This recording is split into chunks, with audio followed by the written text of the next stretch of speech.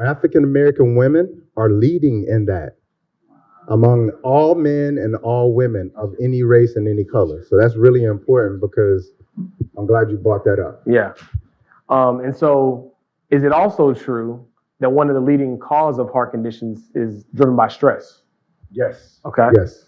Okay. So then my last question is it also true that one of the leading causes of stress are financial constraints? 100%.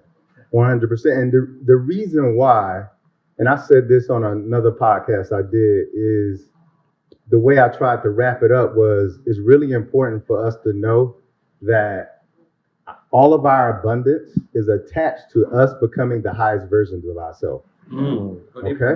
I'm going to say that again. All of our abundance is attached to you becoming the highest versions of yourself and this spiritual body that you're in having a human experience. Okay?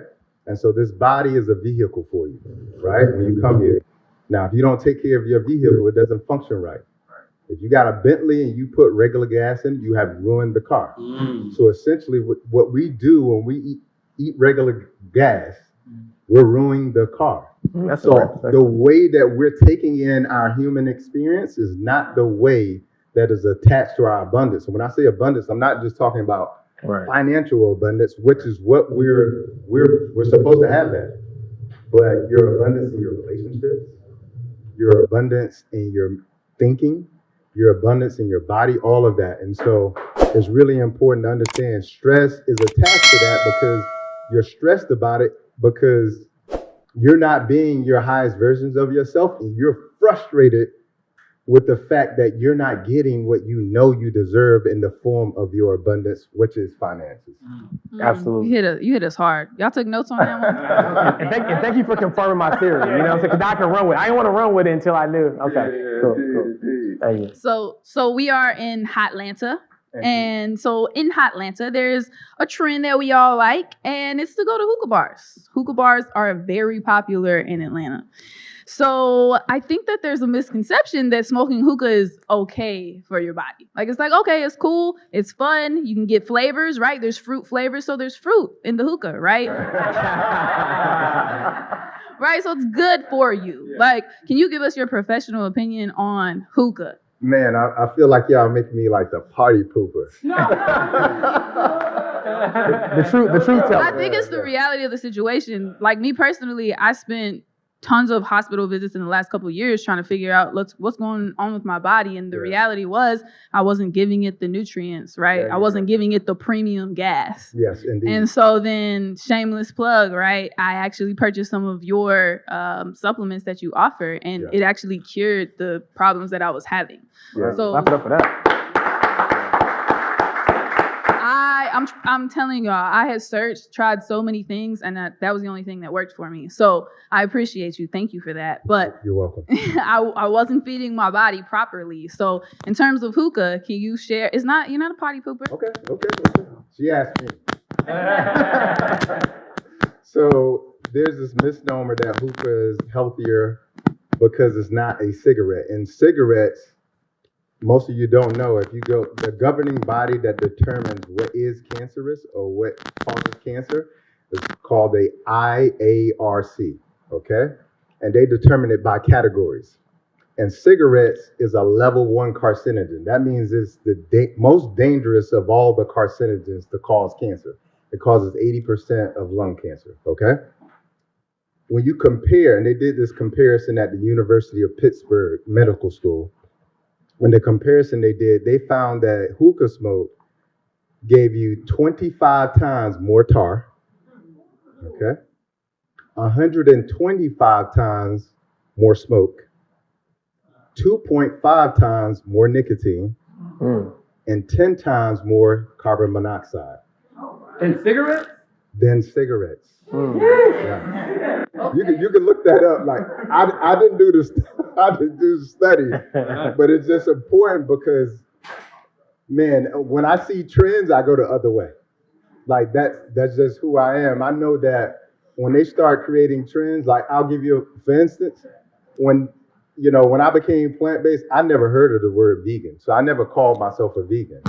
I just said I eat plants. I actually call myself a vegetarian. because that sounds more in alignment with what I was. Because I eat plants. All right, man. If you see how since What the Health, veganism has revolutionized, it's not even about plants anymore. That's why they say plant-based. It's based in plants, but it's not plants. And so that's why you see all these faux meats like Beyond Burger, Impossible Burger that are not plants. And so when I see trends, I tend to go the other way. And unfortunately, that's one of those when it comes to hookah. Okay, I got that. So on the carcinogens, right? So you said smoking is level 1. I also saw this video of somebody who was explaining, I'm not personally a marijuana smoker, but they were just kind of sharing how smoking marijuana is not actually any better than smoking hookah because it's also a carcinogen. So as you're smoking, you're taking that into your lungs, right? And all of that is impacting your mental clarity, right? Because it's affecting your gut health. Yeah. So on the gut health, obviously as entrepreneurs, we need to have mental clarity. Yeah. Can you share with us some good ways to, make our gut health better? Yes. But everybody hates you. You say weed bad. Everybody Well, I was going to kind of skip the weed part because she was like gut health. Yeah. But in terms of gut health, what's really important, your gut is like a garden. If you don't tend to it in the proper way, weeds start to grow. And so what I mean by weeds is you've ever heard your doctor say you need to take a probiotic? Mm-hmm. Okay, probiotic really means good bacteria. It means the bacteria in your gut that is actually helping you to sustain life. And what I mean by that is 90% of the happy molecule, serotonin, the molecule that makes you happy, is made in your gut by your gut bacteria. So when you got a nasty gut, you're going to be unhappy. You're going to have anxiety. 80% of your immune system is made by your good bacteria in your gut. And I can go, even your weight is determined by your gut bacteria. So if you have unhealthy gut bacteria, you're going to have problems with losing weight. No matter what you do, you can exercise, and if you don't actually adjust your gut health, your gut bacteria, you won't lose weight. There's something called fecal transplants. And they have started taking like the feces, like what they did it with twins. They did it in the animals first, but they did it with 2 twins. One twin was very slim. The other one was a little bit overweight.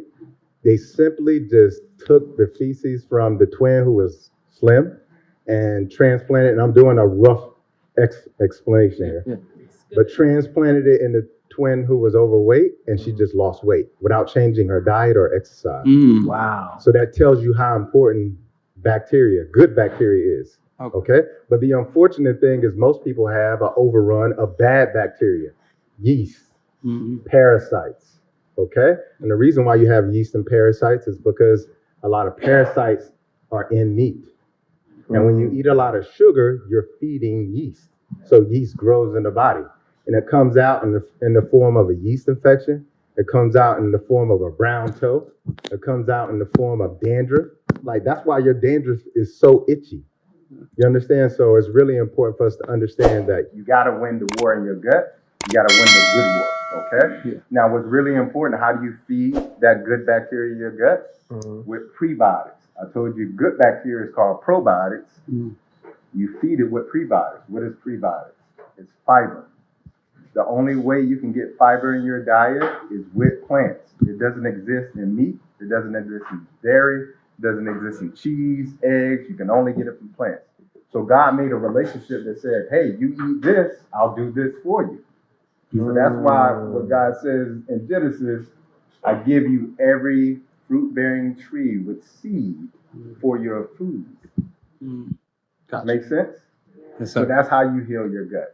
Okay. So we hit on how bad cigarettes are. We hit on how bad hookah can be. And sometimes weed is not good for your gut. Now, sometimes. Now, this is me asking for a friend. I'm a drinker, bro. Okay.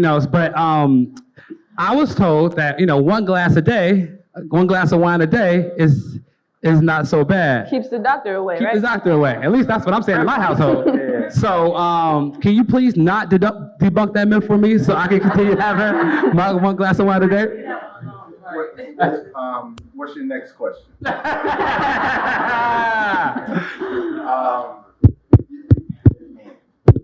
You know what's tricky? And because I was a pharmacist, I worked for the FDA. I get to see the studies when I work there, and you see how they really work. And what I learned at the FDA is they're not doing the studies. The company is doing the studies. Like drug companies do their own studies. Wow. Conflict of interest. Really important. Like, let's say you guys are here to learn about how do you invest, build wealth, etc. Okay, let's say you build a company that's $100,000.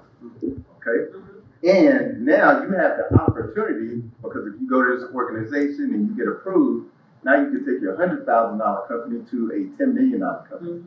But you need to do a study for yourself first.